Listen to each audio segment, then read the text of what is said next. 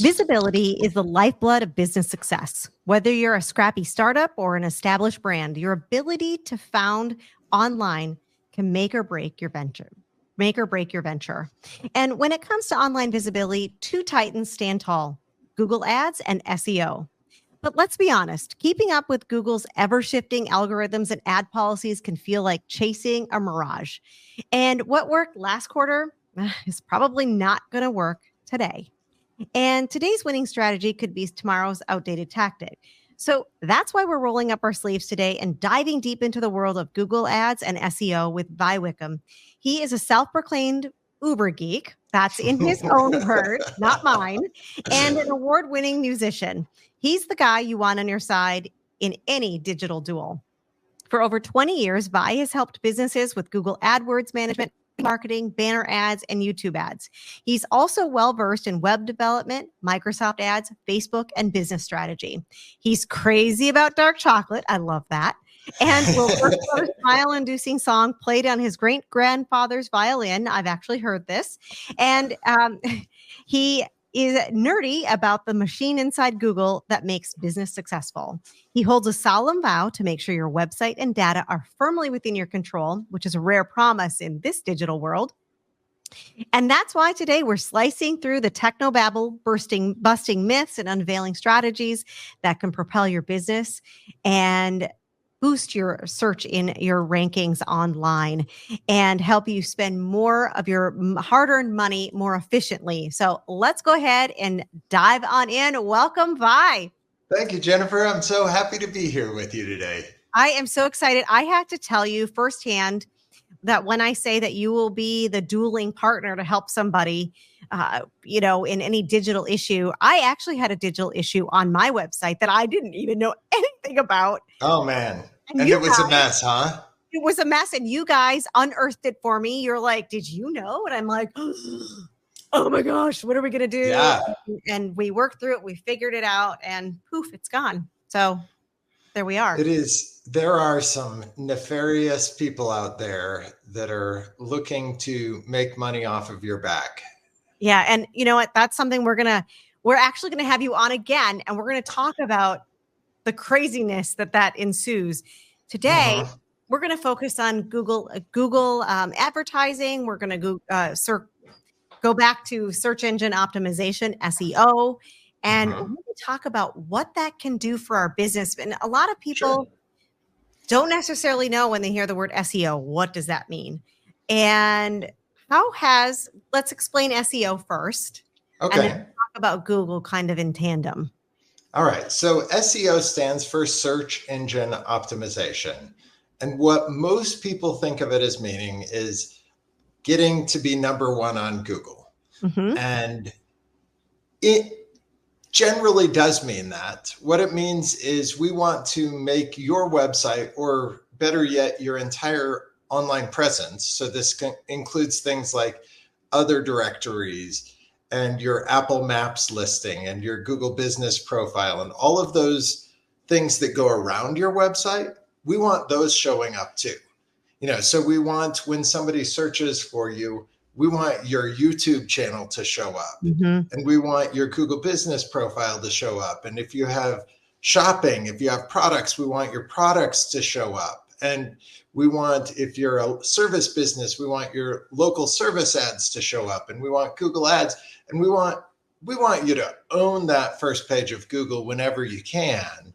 And ultimately, the goal is to make sales and to create customers and to connect with them, which means that good website usability and conversion optimization, so turning those visitors to your website into customers, is really where it's at, because good usability is SEO when it really comes down to it. Right. And the interesting thing as a business owner and as a business coach working with other small businesses, I think a lot of small businesses think they put their website up, people will just come and they'll just show up in all the search engines or all the, if you build it, they will come, right? And it doesn't work that way. Nope, does not work that way. You're usually paying for that. You're using, sometimes, there's other ways, as we'll talk about, but a lot of times you've got to pay to play, right?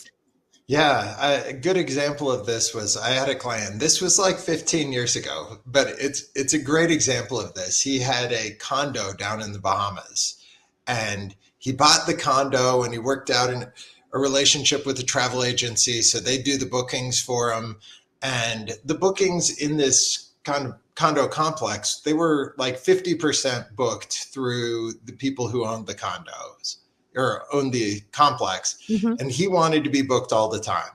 And so I made him a website, and I told him, I made you a website, but unless you market it, it's just going to be out there and it's not going to do anything.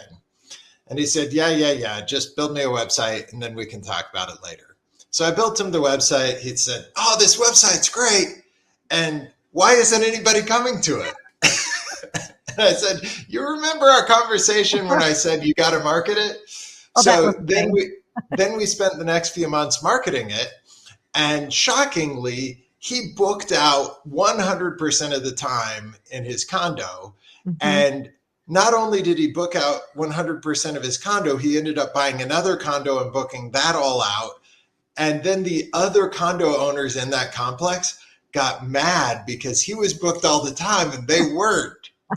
What's your secret? Yes. Yeah, exactly. So he decided to just sell both of those condos and build. And he sold both those condos using that same website, Oh, built a new like duplex and sold that using that same website. But none of that would have happened if he had just built a website and let it sit there. right. And that's the power of SEO. And how does Google Ads play into that? Is it, do you piggyback it with it? Is it all part of the recipe per se? Yeah, it's all part of the big strategy. So, you can't just do one of these things and expect that you're going to succeed. Because the truth is, right now, if you want to be on the front page of Google, even being number one on the organic search results often won't have you on the first page. So Because if explain to you, our listeners what that means. If you're organically. yeah, so organically is SEO, generally speaking. So organically means my website shows up naturally in the search results. So even if I'm number one on most screen sizes today for the natural results, I won't be showing up in the first page of what somebody sees or the first screen. So Okay. Google has their first page, which you have to like scroll through 3 screens of stuff to get to the bottom of that page. Mhm. And really, like, if you're not on the first page organically, you're not anywhere. So Right. like, there's a joke among us nerds that says, if you want to go into witness protection, what's the best place to hide? And the best place to hide is the second page of the Google search results. I love it. That's great. That's funny. Yeah. But, when it comes down to it, the first thing that shows up is local service ads and product ads. So Mhm. if you're trying to sell a product, Google Ads shows up first for the product. And then you'll have 1 to 3 spots taken up by regular Google Ads. So those are the normal Sponsored. Google Ads. Yeah, those are Okay. the text ads. And those might have expanded results. So you might have the title and then 3 or 4 of the pages underneath it and a description. And, so those can take up a good amount of real estate. And then you might have a Google business page showing up, or you might have the whole maps pack, Right. which can be 3 or 4 search results. And the top one of the maps is actually also an ad most of the time. So, by the time you get to the first naturally occurring search result, you've already seen 3 or 4 different sections Mhm. of ads, which each might contain, 3 to 5 different ads. So Google's selling ads. That's their Right. business. That's Mhm. their business model. They provide search results so that they can sell ads.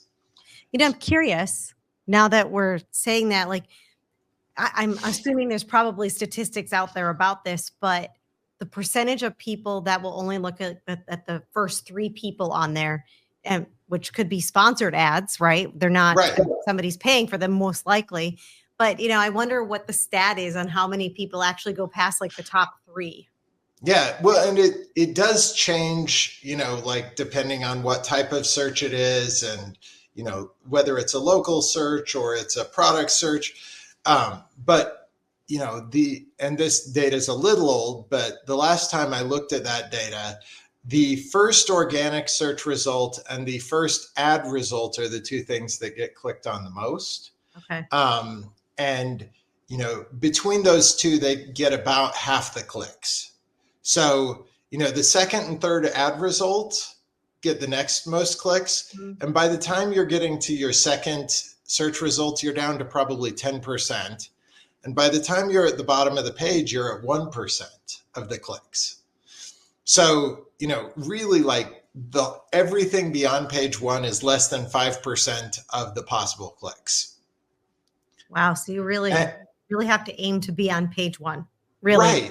Right. And when you're looking at something like SEO and you're looking for opportunity, what you're looking for is, there's also a saying among us nerds that says the top 5 is the new top 10. So if you're not in the top 5, like the top 5 also represents like, 85 or 90% of the clicks. So, like we're looking at, moving into the top 10, moving into the top 5, moving into the top 3. So you're looking for those keywords that have a good connection, because if the keyword doesn't have a good connection to selling, then it doesn't matter that you rank on it. Which just a word of advice is when somebody's showing you reports on keywords, you've got to think about, is this a keyword that my client would be searching? And what's the volume? How many people are searching for this keyword that could be my client?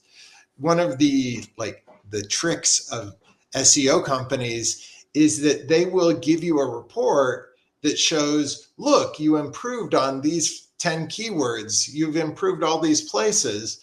But the truth is, these are keywords that don't get searched very often, or they're keywords that don't really move the needle, as far as these aren't 0 moment of truth type keywords. These aren't keywords that somebody's searching when they're ready to buy. These are keywords that somebody's searching early in the process when they're researching things. So I have a question about that. Yeah. And back in the day, they used to do, I just remember it vividly. I don't remember what it was called, but basically, and I know Google frowns upon this, I assume still. We're in the, I know, right? Ooh. Probably. In the background, you couldn't see it. It's not something. Oh, yeah, the hidden keywords. Yes, like you'd stuff your website. Yeah, keyword stuffing. Time, the date, the weather, like things that people commonly look at. I'm assuming that's no. That's been, for 20 years or so, that's been a bad plan. It was really a bad plan from the get-go. Yeah. I can admit that in the late 90s, I did that on one site, and I really didn't feel good about it, because you're not giving Google what Google wants. You're not giving the customer what the customer wants. You're trying to trick Google. And I like to say that you don't want to play chicken with someone who's buying their server by the tons. Yeah. They have the best engineers. And when you try to game Google, you try to do things that are tricking Google into ranking you better, you never win in the long run. You might get ahead for a week or a month, or maybe even 3 to 6 months. But I promise you this, at some point in the not so distant future, Google will figure out the tactic that you're using to try to game it, and you will get banished to the back pages of Google, and you will never be seen again. Yes. Right. So what are some strategies for picking keywords that are really going to resonate? And then what do you do with those keywords? So one of my favorite things to do is to look at the questions people are asking to Google. So you can look for keywords, and there's a lot of keyword suggestion databases online where you can say, like, what are the top 50 keywords that somebody searches for around this keyword? So say we wanted to look for keywords around fishing poles, and we could find, the top 50 keywords around fishing poles, or we could, pick a brand. We could say, around Louis Vuitton, what are the top 50 keywords around that? But it might be more useful to say, what are the top 50 questions people ask about this brand or this type of product? And then that's a great opportunity to look at are these questions that my customer is asking? And then how can I use those? And some of the ways you could use those as a frequently asked questions page. So you can take those questions, you can answer those questions, and that provides content that is search engine useful content. You're answering the questions that real people want the answer to, that they're going to Google and typing in. And when you have those answers on your site, Google sees you as a more authority type person, or brand. So other things you can do with those questions, you can write blog posts that answer those questions. So if you have a paragraph answer, that's a great thing to put in a frequently asked questions. But if you have 500 or 1,000 words you could write about this, you could write that as a blog post. You could then add that to your frequently asked questions and link to the blog post for more details. Oh, that's a great idea. But and I can tell you firsthand. So I blog for one business. I don't blog for the other anymore. The reason why, and maybe there's a rhyme or reason to this. Does it take a long time for Google, I don't know if you still call them Google bots, for them to latch onto that information and then start feeding it to people? Because that was my frustration. Like, oh my gosh, I feel like I've been blogging forever and this just takes too much time. And it's not going anywhere. So there are a lot of elements when it comes to SEO, when it comes to, you can tie Google Ads in here, but this is really more of an SEO question. So depending on the authority and the frequency that you add content to a site, Google chooses its spider frequency of your website, or its bot visiting frequency. So if you're putting out 4 articles a day and you have lots of people coming to visit your articles and they're staying to read more articles when they get there, and they're sharing those articles on the social platforms, Google gets all these signals that you have authority, and it decides, I'm going to go to their site every day, or maybe I'm going to go visit their homepage 4 times a day. And then, I'm going to visit these other pages, once a day, once a week. But generally, one of the things when you set up a sitemap on your website, you should set up a Google sitemap that says how frequently these pages change, which can be daily or weekly or monthly. And generally speaking, if you say it's going to change daily, that gives Google a signal that it's going to change more frequently. But the word of caution is, if you say it's going to change daily and Google visits it every day for a month and it never changes, Google's likely to say, yeah, this really isn't that important. Right. I'll visit it again in a month. So, you're sending a signal, but you're also sending another signal by how you actually edit that content. And so it sounds like it's also tied to the engagement that happens on those blogs. So if you're pumping out this stuff every day, 5 days a week, that nobody's engaging with it, then Google's going to be like, you're not that interesting. Right. And Google also looks at those trends, so if it's a brand new site and it has no followers, but you start getting traffic and you get engagement, Google might give you a boost in the rankings. Okay. So one of the ranking factors in SEO, and this came from the leak that Google had in May, where there was an algorithm leak that didn't say how these ranking factors played in, but it said these are ranking factors that exist. And so when that leak happened, there were a lot of things that Google said, oh, no, we don't do that showed up. And one of those things was that click-through rate and engagement are factors for ranking. So an example of this, and this has been common knowledge among Google Ads, but was said by Google to not be a factor on organic ranking. So in Google Ads, I can get cheaper ad clicks because I get a better click-through rate. So Google will increase my ranking for the same bid if my ad is better written and more engaging. Mm-hmm. And also if the page experience when somebody lands on my site is better. So those both play into this ranking game. And so I know that Google on organic also has a quality score type number, just like it has in Google Ads, that is like the tide that raises all ships. So you have a quality score for the page, but also for the domain. So Google has multiple ranking factors for your site.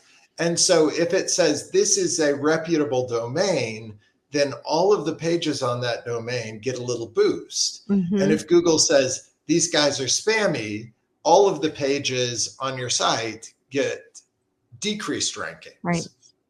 And that goes with engagement as well. This is why you hire someone to do all of this, because my mind is just going, well, what if this? And what if this? And what if this? Yes. Wow. I mean, there's so much to dig through in the weeds. Well, and that's the key, is knowing which things actually matter, which things are really going to move the needle and make a difference for you, and which things are distractions. Because like you said, the tactics change all the time. Right. But the principles have remained generally the same from the get-go. If you create a great website that answers the questions humans are asking, that sells something that people care about, which could be attention, like you could be selling entertainment, but you're providing something that people actually want, and you're doing so in a way that satisfies Google, which is always more authority and better content, then you will win the game. But it's a long game. It is not a game that you can just like, I mean, an example recently is AI generated content. And I think AI can be a great tool for assisting you in creating blog posts or assisting you in writing descriptions for products, but you don't want to just spit the crap out of AI and post it. Right. And what was happening as soon as ChatGPT got in the hands of some programmers who were less than scrupulous is you got websites coming online that would have 50,000 pages overnight that were AI generated and were just a bunch of junk that nobody cared about, but they were filling those sites full of ads. So they were using AdSense or the DoubleClick network or one of the ad selling networks. And, you know, we're flooding Google's rankings with junk content that, you know, Google hadn't yet figured out how to stop this. And it took them a few weeks to figure out how to handle all of this giant amounts of junk that was being spewed onto the internet. And after, I don't know, maybe it was a couple months, they got things lined up. They ran some tests. They figured out how to penalize those sites without penalizing most of the normal sites. You know, there's always people that get caught in the crosshairs, you know. There always are. Always collateral damage, but usually collateral damage happens when somebody's they're trying to ride the line instead of trying to be very clearly good quality content that answers people's questions. So you're trying to answer the question that I was going to ask you about, which was, you know, effective strategies that someone can use to optimize their website. We already kind of laid that out. So you've got the strategy, which is do what humans want, do what Google wants, speak to the human in their own language, and use the structures that help Google understand your site better. So it's not about tricking Google. It's about helping Google have a clearer picture of what you're trying to present. And what you're trying to do is be of service to humans. Exactly. So tactically, there are things like having proper heading tags, which heading tags are the outline of your page or your article or your blog post.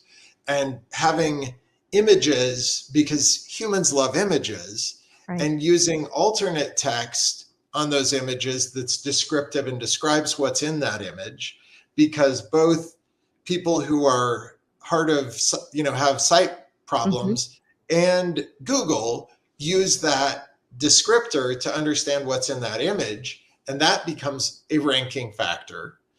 And having a title that's clear and a description that's clear, because those will improve your click-through rate if you have a good title and a good description.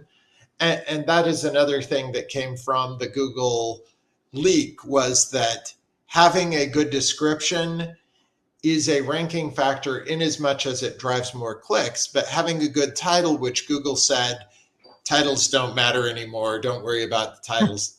Titles still matter, both because they'll improve your click-through rate and they help Google understand what this page is actually about. So when Google says titles don't matter, I think what they really mean is titles don't matter if they try to, if they're trying to confuse people or they're trying to trick Google, don't try to trick Google. That's the bottom line. Don't try to trick Google. It doesn't work. The end. The end. Going into the future, what do you see as emerging things in this space? Wow. There's tons of things changing. So I will say that maps search is only growing in importance. So people are using more and more mobile. So mobile usability is more and more important. Accessibility is also more and more important. So and this started 6 or 7 years ago, that there were lawsuits that started happening because Target was the big one, but there were a number of big high-profile companies who had websites that were hard to use if you had motor impairment or visual impairment. And there were some lawsuits where big money was paid out by big companies. But then a couple of years after that, smaller lawyers started trying to shake down small businesses. And it's totally a racket. It's terrible. But the other side of it is it has put more focus on making sure that your website is accessible to as many people as possible. So we always, when I build a website, make a goal of getting an accessibility score of at least 90%, which, we run those tests, and it includes things like, how is the contrast of your text with the background? So a lot of times designers are all about, well, I just want this to be beautiful. And so I'm putting gray text on a gray background and, you can't read it. Or I put the text over the top of this image and you can't read it. So those kind of things have become they've always been best practices for usability, but those usability practices have become more mainstream because of the accessibility movement. And then, of course, AI, which AI is everywhere. Everybody's trying it out. Some things it's amazing at, and some things it's terrible at. So one of my clients just last week uses a call center to answer their phones. And the call center switched to using an AI answering machine platform instead of humans. And this company's conversion rate from, calls to leads to bookings fell through the floor. Oh. And, I was on my call with them last week and I'm like, we got a problem here. I'm not sure what it is, but your conversion rates on the website, for your service calls just fell through the floor. They went from 70, 80% close rate to 40. Oh, it cut in half. And what we figured out when we went and listened to a couple of calls is they had this AI answering machine that it took 15 seconds for the AI to like give you its spiel, and then the people were trying to say something to the AI, and it would get confused, and it was just a terrible user experience. And so, I talked to another client yesterday who was using that same company, and they fired him as a result. They're like, I can't deal with that. It's good for some things, but it needs the human interaction as well. And the same thing goes for using it to write blogs. Right. It's great to give it a prompt and give it a bunch of description of here's what I think this answer should be. And then, if you just ask it, what's the answer to this question? It's going to give you a bunch of generic stuff. Right. And it's going to have no personality at all. It'll have a very generic personality because that's what it's designed for. But if you want to use AI, you have to be thoughtful about it and you have to edit it.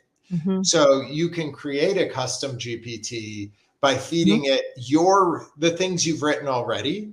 So you can feed it, read these 500 articles that I already wrote, and use that as the style guide for what you're going to write. And when you write a prompt for it, you can say, here's the question I want you to answer. And I want you to answer it in 700 words. And I want you to use this type of formatting. And I want you to use paragraphs that are this length. And I want you to prefer the active voice. And, the more complex the prompt you give it, the better the answer it's going to give you. And the less likely it's going to just sound like AI generated drivel. Right. Well, you have given us a completely packed podcast of for Google advertising and SEO. Love the content, and I know the listeners will as well. Vi, if our listeners would like to get in touch with you, how can they do so? You can find me on wizardofadsonline.com. That's my business website. Or if you want to find my fiddling, you can go to vithefiddler.com. I love it. I love it. That is so awesome. Thank you so much for being on with us today. Thank you for having me, Jennifer. It was my pleasure. And thank you, everyone. We will see you again and have a fabulous day. Bye. Okay. We're on to our next one. Woohoo. All right. This next one, we're going to talk about securing digital assets. And again, I'll just do the quick intro, and then I'm just going to welcome you back into the studio because you've already been in. They've already heard my intro to you.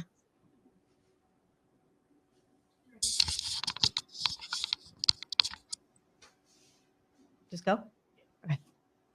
In an era where data is often called the new oil, securing your digital assets isn't just important, it's mission critical.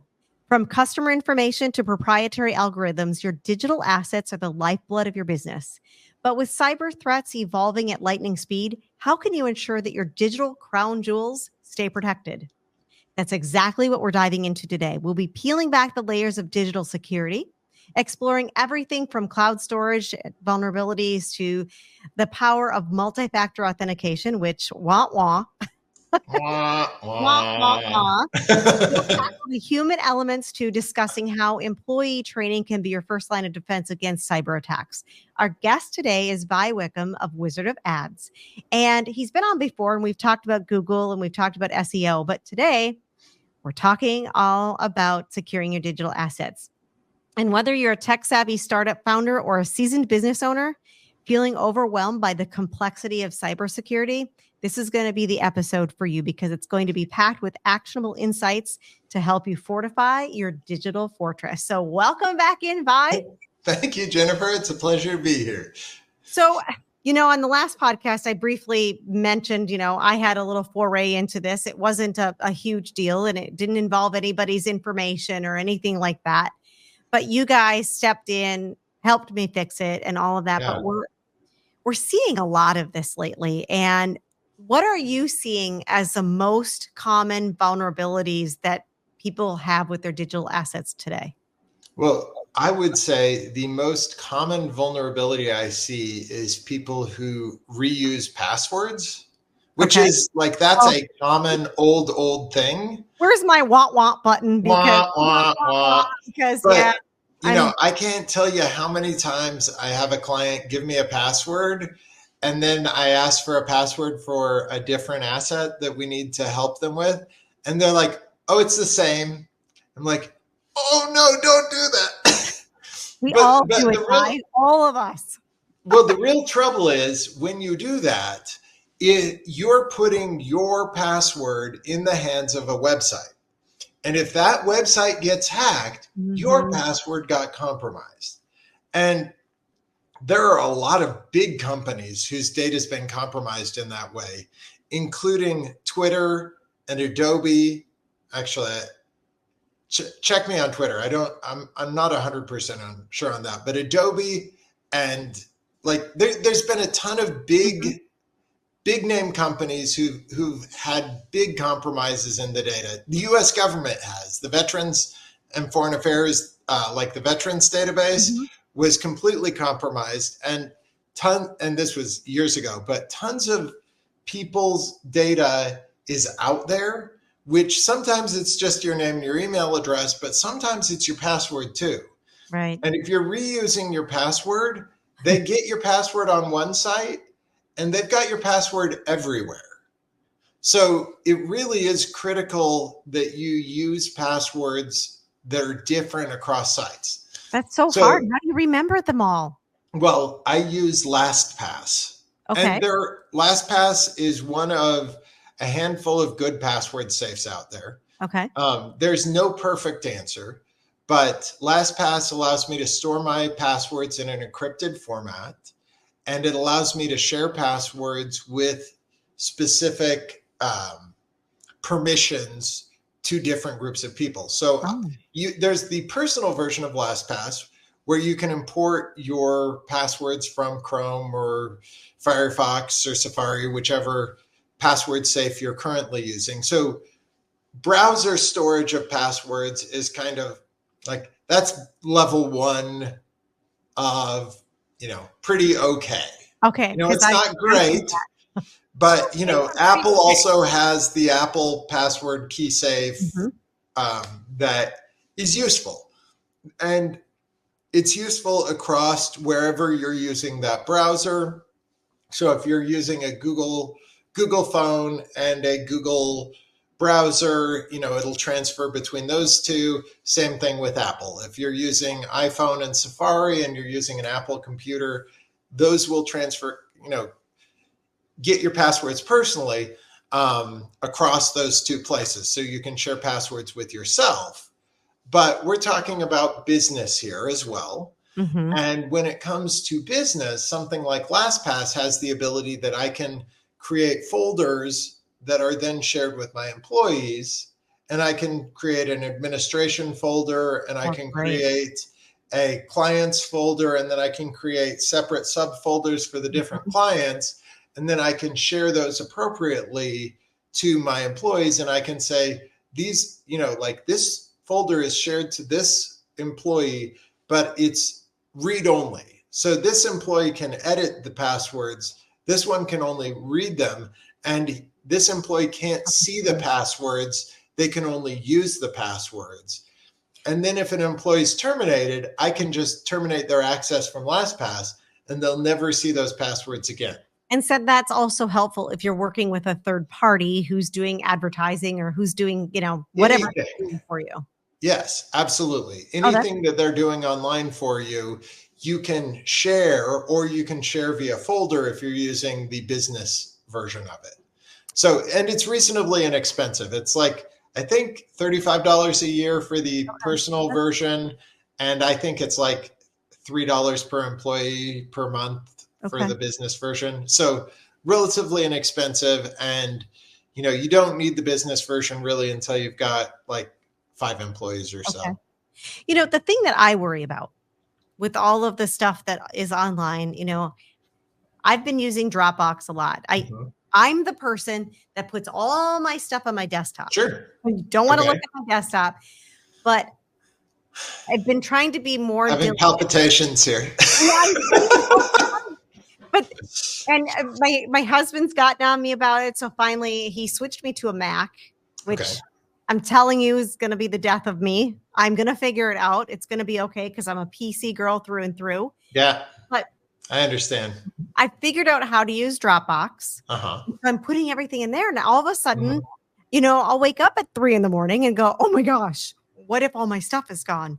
What if all my stuff is gone from, how is that secure? How is Dropbox and other cloud storage spots safe? Again, it's as secure as your password. Oh.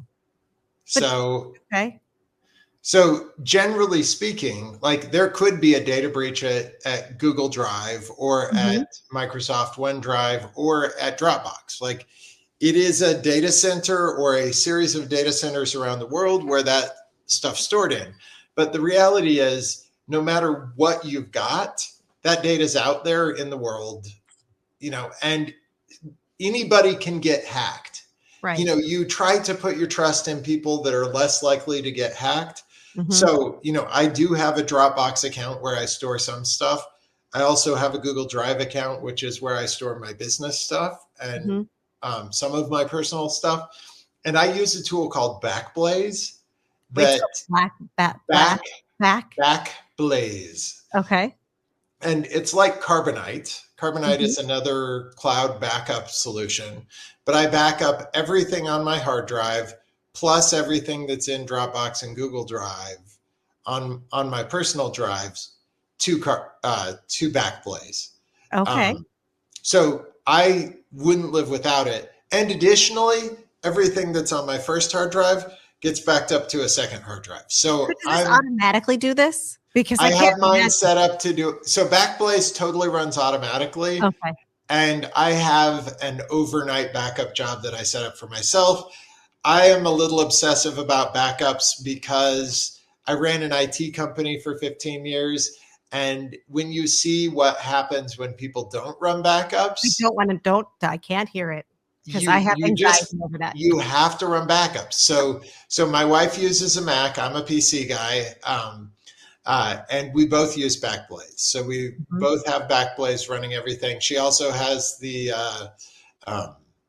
Macintosh, the Apple backup thing, which I can't think of the name of right now, but she has that running to an external hard drive that she runs, I think, once a week or something like that to back everything up to that as well. So I think that having multiple backup redundancies, at least 2, is a good idea. So having some sort of physical backup to a different physical medium and then having a cloud backup is a good idea. Right. The good thing about something like Google Drive for Business is there's some retention built into it, where if somebody deletes something from your company drive, there's a window of time where you can restore that. Oh. And so I've had this employee leaves and decides to delete everything. Okay. You'll be able to recover that. And so I had this prior to Google Drive being a thing with one of my clients where their office manager got fired and she just like selected their server shared hard drive and hit delete. And, we had a backup from the night before, but, they still had to hire us to come out and restore that drive. So, you don't want to be having to deal with that either. And, this is outside the scope of what I thought we were going to talk about, but this is important stuff too. This is what happens when you're on a podcast with me. You start unearthing things, and then I'm like, oh, well, let's dig into this. Well, what about this? And what about this? Multi-factor authentication. Yeah. Okay. This used to drive me crazy because I'm like, really? Why do I have to do this? I would get flustered. I would get upset. What's the importance? Well, the importance is if somebody has taken your password and you have multi-factor authentication turned on, they can use that password but not be able to get in. So they'll get to the point where they try to log in and it says, please enter your 6-digit code, and you have your cell phone or you have the authenticator app on your cell phone and they're SOL because they don't have the authenticator app. So I will be vulnerable here and let you know that there's 1 or 2 social media platforms that I never use that I have an old password on that I probably haven't reset. I don't actually even know if I've reset it in the last 5 years, but I have two-factor authentication turned on, and I know that it's going to text my cell phone every time I try to log in. So if somebody tried to hack into it, I know that I've got that as my validation. Sure. So we should have that set up on everything we possibly can have it set up. Every online account that you can set up 2FA on, you should absolutely set up two-factor authentication. Awesome. So in the realm of, we're talking about security, how often or how do we, first of all, how do we, and then how often should we be doing an assessment of our digital our digital assets to see where there's a loophole or where something needs to be shored up a little bit more? So the truth is most people have never done it. And that's where the real problem is. So if you've never done it, you absolutely should do it right away. This is a critical thing to do to determine what your risks are, to put patches in place. You know, those risks could include things like, well, I don't have automatic updates turned on my computers, or, you know, like, we have a publicly available computer that doesn't have a password on it at all, to we've shared these passwords with 7 people and 2 of those people are no longer around, but we haven't changed the password. Or our domain name is registered with the guy that made our website 7 years ago, and he's still doing the renewals and we don't have any access to that domain name. So if you've never done that, you need to do it today. And we have a tool up on wizardofadsonline.com/weasels that you can weasels. Yeah. So the reason there is, like, we've got a joke name for digital people who don't have the client's best interests at hand. And we call them digital weasels because there are classes on how to take people for $1,000 a month, you know, how to make $250,000 a year without working. Oh my gosh. And how to sell people on $1,000 a month SEO plan, where basically what you do is you set up a report that emails them once a month, and then you don't do anything. And by the time they're upset, you know, you found somebody else to fill it up, you know, and, you know, it's a terrible, terrible scam. But there are a lot of digital people who are unethical. There are even more that are just lazy. And, you know, so you've got to protect yourself when you're buying digital services, whether that's SEO services or ads management services or web development services or data management services. Any of these things, you need to make sure that your assets are secured, that, you know, which includes things like LastPass. You need something that's going to manage your passwords. You need to make sure that you own your domain and that you control your domain. You need to make sure that all of your employees are using emails that are at your domain. So, you know, I can't tell you how many times I've had clients who, well, yeah, all our technicians are using Gmail addresses because we didn't want to pay for Google Workspace. I'm like, okay, so you're saving $70 a month. And the potential cost to you is that employee has all of these communications with customers. Right. And now they can, you know, you part ways with them and they're like, I'm going to just email all those customers and tell them, hey, I'm on my own now and I'm going to do the work for half the price that they're going to do it. And, you know, people forget that. Like I am the same way with cell phones. Yeah. Like, don't get a customer cell phone on somebody's personal phone. It needs to be on a business phone. Right. And so one of the options there is a service like Ring Central, where you have a company line that forwards to their cell phones, because it is, landlines are pretty much gone away. You know, like, what's that? Yeah. But you do want to have that control and that oversight of those communications. So if you use a service like Ring Central or 10 others that are similar, I say Ring Central because that's what we signed up for. Sure.